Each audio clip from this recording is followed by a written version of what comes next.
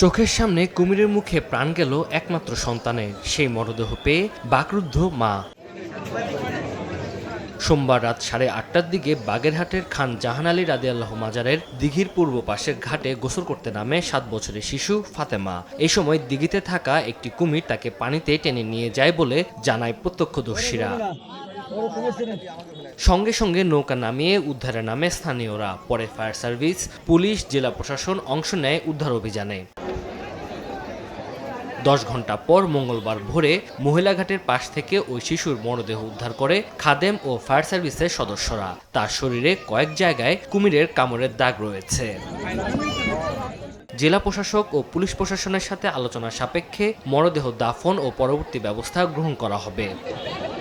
মারা যাওয়া শিশুটির মা ভবঘুরে ও মানসিক প্রতিবন্ধী। শিশুটির দাফনসহ যাবতীয় খরচ সরকার বহন করবে বলে জানিয়েছে জেলা প্রশাসন।